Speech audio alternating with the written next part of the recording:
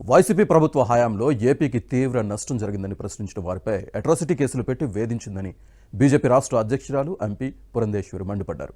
Vijayawada BJP రాష్ట్ర కార్యాలయంలో పురంధేశ్వరి అధ్యక్షతన రాష్ట్ర స్థాయి సమావేశం జరిగింది. జగన్ హయాంలో వైసీపీ నేతలు భారీగా అక్రమాలకు పాల్పడ్డారని, ఆనాడు బీజేపీ ప్రజాగలం వినిపించిందని అన్నారు. ఇప్పుడు ఏపీలో డబుల్ ఇంజిన్తో సుపరిపాలన నడుస్తోందని, సీఎం చంద్రబాబు పాలనకు కేంద్రం పూర్తిగా సహకరిస్తూ అభివృద్ధి కోసం నిధులు అందిస్తోందని పురంధేశ్వరి తెలిపారు. అభివృద్ధి అనే పదానికి తావులేదు.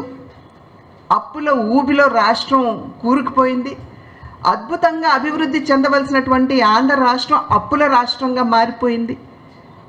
అటువంటి పరిస్థితుల్లో ప్రజలు కూడా ఎక్కడ అభివృద్ధి, రోడ్ల పరిస్థితి అయితే అధ్వాన్నంగా ఉన్నటువంటి విషయం మనందరికీ తెలుసు. మనం అందరం కూడా అనుభవించినటువంటి నేపథ్యం.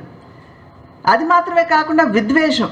ఎవరైనా నోరు విప్పి ప్రభుత్వం ఈ పని చేయలేదు అని కనుక చెప్పామంటే వెంటనే ఎస్సీ ఎస్టీ అట్రాసిటీ యాక్ట్ పెట్టడం, వారిని జైల్లో పెట్టడం, ఇబ్బంది పెట్టడం, ఇటువంటి పరిస్థితులు మనం చూసాం. విధ్వంసంతో గత 5 సంవత్సరాల్లో వైఎస్ఆర్సీపీ తన పాలన ప్రారంభించింది. ప్రజావేదికని కూల్చివేసి విధ్వంసంతో వారి పాలనని ప్రారంభించారు. ఇవన్నీ కష్టాలు. ఒక్క పెట్టుబడి రాష్ట్రంలోకి రాలేదు. బిడ్డలకు ఉపాధి అవకాశాలు లేవు.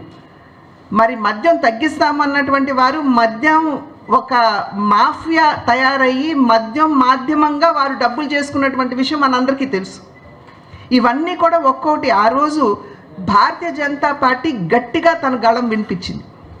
అటు మద్యం మాఫియా కావచ్చు, ఇసుక మాఫియా కావచ్చు, మట్టి మాఫియా కావచ్చు, మరి విద్యుత్తులో జరుగుతున్నటువంటి అవకతవకలు కావచ్చు, ఇవన్నీ కూడా భారతీయ జనతా పార్టీ తన గళం విప్పి గట్టిగా వినిపించినటువంటి విషయం ప్రజలందరికీ తెలిసినటువంటి నేపథ్యం. కనుకనే ప్రజలు ఇవాళ భారతీయ జనతా పార్టీని విశ్వసిస్తున్నారని చెప్పి మేమైతే నమ్ముతున్నటువంటి విషయం. ఇవాళ చంద్రబాబు గారు ముఖ్యమంత్రిగా వెళ్ళి మా రాష్ట్రం ఇంత ఇబ్బందులు ఉంది, మాకు ఇది కావాలి అని అడిగిన వెంటనే అర్థం చేసుకుని సహాయం చేయడానికి ఇవాళ కేంద్ర ప్రభుత్వం సన్నద్ధంగా ముందుకు వస్తున్నటువంటి పరిస్థితి మనం చూస్తున్నాం.